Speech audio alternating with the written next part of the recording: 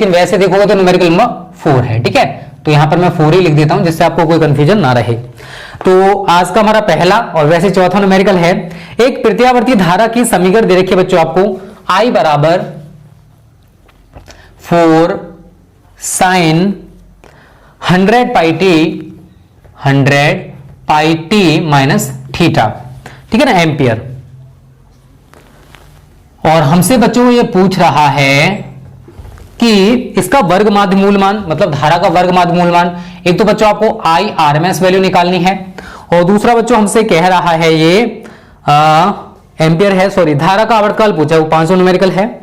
इसमें पूछा उसने धारा का आवर्तकाल मतलब कैपिटल टी, जो मैं बात कर रहा था उसने अगला न्यूमेरिकल है, न्यूमेरिकल नंबर 5। ठीक है, तो हमें यहां पर धारा का आवर्तकाल ज्ञात करना बच्चों, कितना निकल के आएगा, इसे बच्चों आप इक्वेशन नंबर फर्स्ट बना दोगे, और इसी के आधार पर आप एक नई इक्वेशन बनाओगे बच्चों, I बराबर I naught sine omega T minus theta ampere. ठीक है, ये तो आप खुद बनाना जानते होंगे, अब तो सेम ऊपर वाली की तरह आपको ये बनानी है। तो समीकरण 1 और 2 का हम क्या करेंगे, तुलना। तो समीकरण 1 व 2 की तुलना करने पर,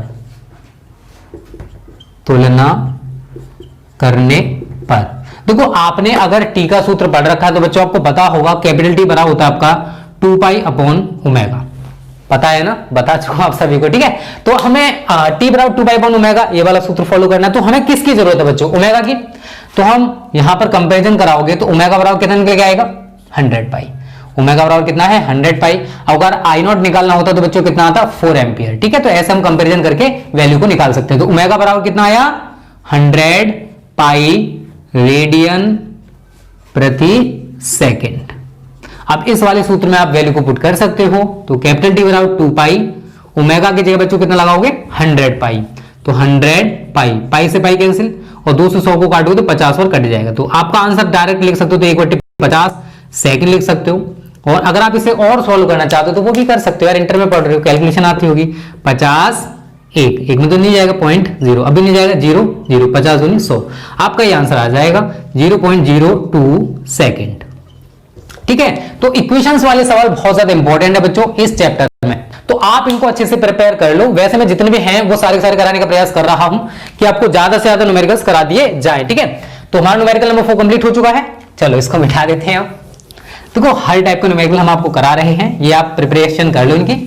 और सिलेबस की बात रही तो बच्चों मैंने बोला दिसंबर में कंप्लीट हो जाएगा, टेंशन मत लो। दिसंबर से मैं जनवरी नहीं कहूंगा कि जनवरी में होगा, क्योंकि हमें भी पता है जो बिहार बोर्ड के बच्चे हैं उनके एग्जाम फेब में होने वाले हैं, इसलिए हमारा टारगेट है कि आपका जो सिलेबस है वो दिसंबर में कंप्लीट हो जाएगा, ऑल सब्जेक्ट। ठीक है, चलो न्यूमेरिकल नंबर 5 आज का ये कह रहा बच्चों, एक प्रत्यावर्ती धारा व्यंजक, वैसे न्यूमेरिकल आपको वहां दिखाई दे जाएगा, या यहां पर धारा व्यंजक आपको दे रखा I बराबर 14.1 साइन 6280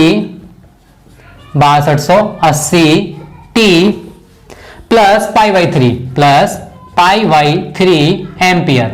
ठीक है, ये हमें वैल्यू दे रखी है बच्चों। ठीक है, एक बार फिर चेक कर लेते हैं। I बराबर 14.1 sine 6280 t plus pi by 3 ampere द्वारा दिखाई जाती है। हमसे पूछा है धारा का वर्गमाध्य मूलमान मतलब IRMS वैल्यू। और एक और चीज पूछिए बच्चों हमसे इसने, आवृत्ति मतलब फ्रीक्वेंसी f का मान। तो देखो वही सेम तरीका है बच्चों इसको भी करने का। हम क्या करेंगे, पहले दोनों इक्वेशंस की तुलना, पहले आप एक इक्वेशन बना लोगे, I बराबर I naught sine omega t plus phi, ये आपका कलांतर हो जाएगा। ठीक है, एम्पियर। आप इसे इक्वेशन नंबर 1 बना दोगे और इसे आप इक्वेशन नंबर 2, और दोनों की तुलना करोगे तो क्या लिखोगे, तुलना करने पर। ठीक है बच्चों, समझ में आ रहा है ना, कोई दिक्कत हो कमेंट कर देना। तो आई नॉट, और यहां पर आई नॉट इसको हम 14.1 मानेंगे, तो आई नॉट हमारा कितना दे रखा है, 14.1। तो आई नॉट बराबर कितना आ गया, 14.1 एम्पियर। बट हमसे पूछा क्या उसने बच्चों, IRMS। तो आप सभी को पता है IRMS इज इक्वल टू होता है आई नॉट अपॉन √2, पता है ना सभी को। चलो आई नॉट की जगह आप लिखोगे 14.1 और √2 की वैल्यू सभी को पता होगी 1.414। आप आगे लिख सकते हो। अब एक चीज बताओ यार, इसको अगर आप काटोगे तो 10 बार कटेगा शायद। ठीक है ना, आपका डायरेक्ट आंसर एक तो 10 दे रहा होगा वो, ठीक है। ठीक है ना, क्योंकि देखो 1.41 है और 14.1 है, तो हम इसको 10 बार काट देंगे, तो एक आंसर तो बच्चों आपका ये आ जाएगा 10 एम्पियर। अब फिर बात आती है कि एफ कहां से निकालें, तो बच्चों एफ के लिए भी हमें ओमेगा की जरूरत पड़ेगी। तो ओमेगा आपको कितना दे रखा है इसने 6280, तो ओमेगा बराबर लिखोगे आप कितना 6280 रेडियन प्रति सेकंड, ठीक है ना। और आप सभी को पता होगा ओमेगा बराबर क्या होता है 2 पाई अपॉन एफ। ओमेगा बराबर क्या होता है, सॉरी 2 पाई एफ, ओमेगा बराबर क्या होता है 2 पाई एफ। सभी ने इस सूत्र को पढ़ा होगा, क्योंकि मैं आपको बता चुका हूं कैपिटल टी बराबर क्या होता है 2 पाई अपॉन ओमेगा, क्या होता है 2 पाई अपॉन ओमेगा, और एफ बराबर होता है बच्चों 1 अपॉन टी, ठीक है। ये सारी चीजें आपको बता चुका हूं, टी का मान हम ये उठा 2 पाई अपॉन ओमेगा, ओमेगा आपका ऊपर आ जाएगा, ओमेगा बराबर अगर लिखोगे तो 2 पाई एफ, ठीक है ना। इस तरीके से आप इस सूत्र को बना सकते हो, ठीक है। अब हमें निकालना क्या बच्चों एफ का मान, तो एफ बराबर ओमेगा अपॉन 2 पाई, ओमेगा का मान उठा के रखो 6280 बटे 2 इंटू पाई का मान 3.14, 2 से काटो, 2 तिया 6, 2 एकम 2, 2 चुके 8 0, अब पॉइंट हटाओगे ऊपर कितना बढ़ेगा बच्चों 100। अब 314 है और ये आपका 3140 है, आप इसको डिवाइड करोगे बच्चों कितनी बार कटेगा 100 बार, कितनी बार कटेगा 100 बार, कितना है ये 314 सॉरी 10 बार, ठीक है ना। 314 से अगर आप 3140 को काटोगे तो कितनी बार कटेगा 10 बार, तो आप आगे इसको क्या लिख सकते हो 10 गुणा 100, 10 गुणा 100 या 1000, आपका ये आंसर आ जाएगा हर्ट्ज में, ठीक है 1000 हर्ट्ज, यही आपका आंसर हो गया बच्चों, ठीक है। तो पांचवें क्वेश्चन का हमारा एक आंसर तो आपका ये आ गया 10 एम्पियर, और दूसरा आंसर आपका आएगा 1000 हर्ट्ज, ठीक है ना। तो यहां तक तो दिक्कत नहीं होगी, ठीक है ना। गलती से मैंने 100 बोल दिया था, बट आप समझदार हो इतना तो कर ही सकते हो, ठीक है। तो न्यूमेरिकल नंबर 5 हमारा कंप्लीट हो चुका है, जल्दी से इसका स्क्रीनशॉट ले लीजिए। बस आपको ये इक्वेशंस की कंपैरिजन करना आ गया ना, तो इस टाइप के न्यूमेरिकल्स में आपको कोई दिक्कत नहीं होगी, बशर्ते अगर आपको फॉर्मूला तैयार है तो, क्योंकि मैं आपको बार बार कहता हूं अगर आपको फॉर्मूला तैयार है तो न्यूमेरिकल्स में कुछ नहीं होता है, बस थोड़ी सी कैलकुलेशन अगर आपको आती है तो आप आसानी से न्यूमेरिकल्स को कर सकते हो, ठीक है। तो जल्दी से आप इसका स्क्रीनशॉट ले लीजिए, आज का हमारा अगला न्यूमेरिकल भी कंप्लीट हो चुका है, और बहुत ही अच्छे न्यूमेरिकल्स हैं बच्चों, ये इनकी तैयारी आप अच्छे से कर लेना, और हर टाइप का न्यूमेरिकल कराऊंगा। फिर मैं आपसे कह रहा हूं इस टाइप का न्यूमेरिकल बहुत ज्यादा आता है, इसी वजह से आपको हर टाइप का कॉन्सेप्ट बताया दिया जाएगा जो इस चैप्टर से बन सकता है। चलो अब अगला न्यूमेरिकल डिस्कस करते हैं, न्यूमेरिकल नंबर 6। देखिए जरा इसमें क्या कह रहा है। पहले मैं आपको हर टाइप का न्यूमेरिकल इसलिए करा रहा हूं बच्चा, सारे न्यूमेरिकल्स कराने का भी रीजन है कि अभी आपको थोड़ा सा दिक्कत हो सकता है न्यूमेरिकल्स में, इसी वजह से आपको शुरू से ही सारे न्यूमेरिकल्स कराने पड़ेंगे, ठीक है। प्रत्यावर्ती वोल्टेज की समीकरण दे रखी है आपको V बराबर 200√2 cos, अब इसने cos दे दिया, ठीक है 100 पाई t, अब इसे cos की फॉर्म में लिखोगे। तो हमसे पूछा है वोल्टेज का शिखर मान मतलब V0 और आवृत्ति फ्रीक्वेंसी f, कोई दिक्कत नहीं है यार, अगर आप इसने cos की फॉर्म में दिया है तो आप भी इक्वेशन को यहां पर आप वोल्ट लिख लीजिए, इक्वेशन में फर्स्ट बना दीजिए, तो आप अगला लिखोगे V बराबर V0 cos omega t volt. अब आपको करना क्या है बच्चों, जैसे ऊपर वाली इक्वेशन दे रखी है उसी प्रकार से अपनी इक्वेशन बना दो। तुलना करने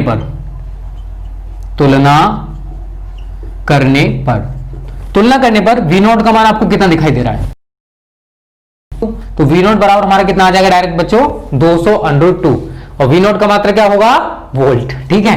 तो V0 बराबर आप लिख सकते हो 200√2 वोल्ट।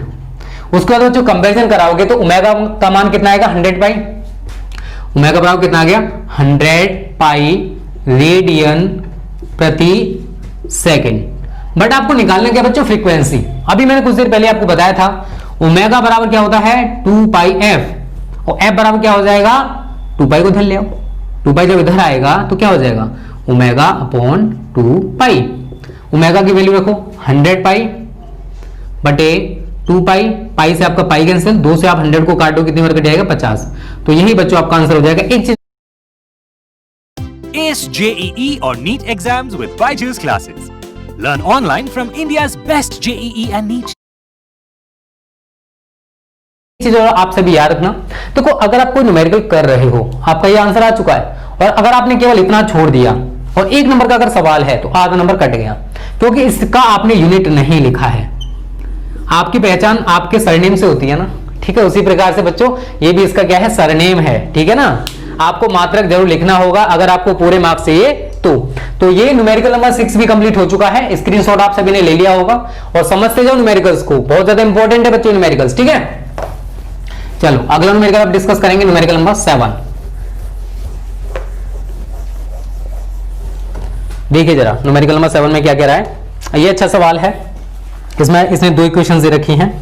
क्वेश्चन नंबर 7 ये कह रहा है बच्चों, एक प्रत्यावर्ती धारा परिपथ में प्रेरकत्व है, ठीक है, संधारित्र है और प्रतिरोध है, मतलब एलसीआर सर्किट की बात कर रहा है। ये श्रेणी क्रम में जोड़े गए हैं, तो आप यहां बना सकते हो। यहां पर हमारा प्रत्यावर्ती धारा स्रोत लगा होगा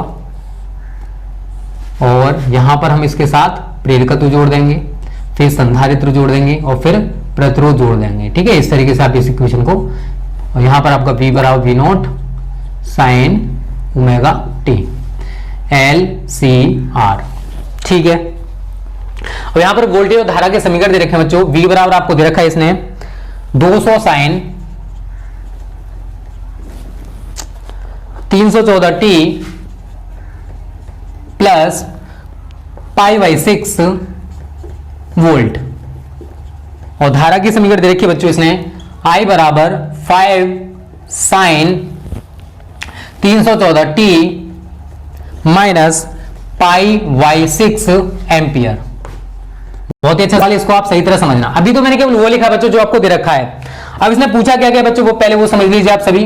पहला पॉइंट इसने पूछा है प्रत्यावर्ती धारा स्रोत की आवृत्ति क्या होगी, मतलब फ्रीक्वेंसी आपसे इसने पूछा है। दूसरा बच्चों इसने पूछा है कि V तथा I के बीच कलांतर कितना होगा। अगर ये इक्वेशंस आपको दे रखी तो फाई का मान कितना आएगा।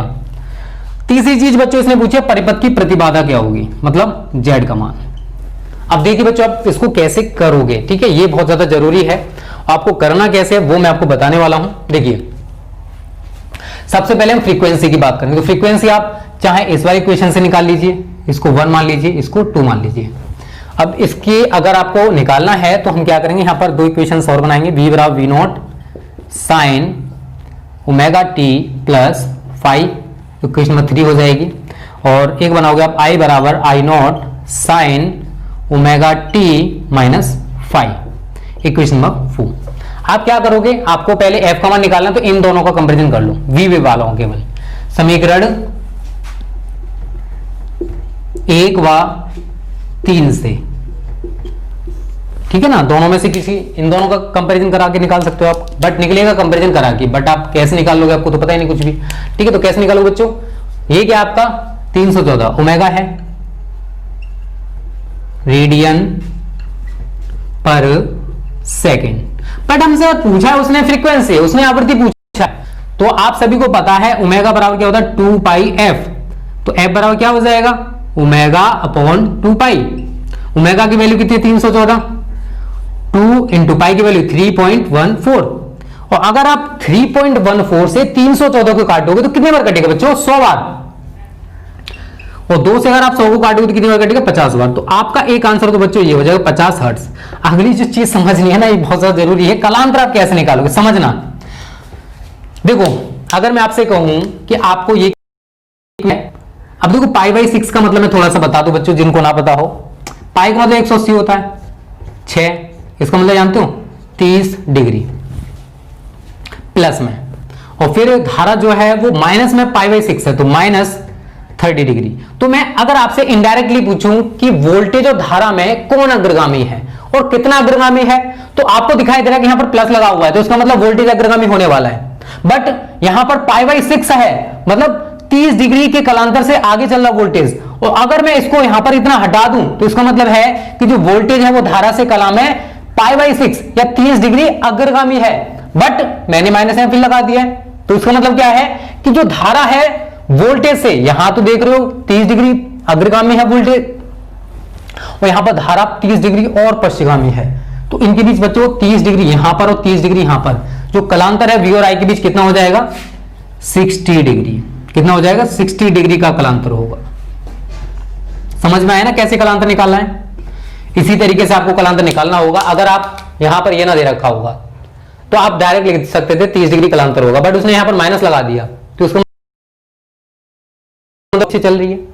अगर यहाँ पर माइनस ना होता तो 30 डिग्री अग्रगामी है वोल्टेज, बट यहाँ पर माइनस और लग गया, तो उसका मतलब क्या कि जो वोल्टेज और धारा है इनके बीच कलांतर होगा वो 60 डिग्री हुआ होगा, और धारा जो है वोल्टेज से पश्चिमगामी होगी। कितनी डिग्री? 60 डिग्री। ठीक है ना।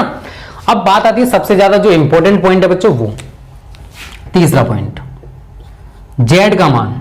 देखो आप सभी ने जेड बराबर कई सूत्र पढ़ेंगे, यहां पर एलसीआर सर्किट की बात कर रहा है, तो एलसीआर सर्किट के लिए बच्चों पहले यहां देख लेते हैं, और कुछ तो नहीं दे रखा है इसने, नहीं केवल इक्वेशन ही दे रखी है बच्चों आपको। ठीक है, देखो अब ये हमारा है एलसीआर सर्किट, थोड़ा समझने का प्रयास करना।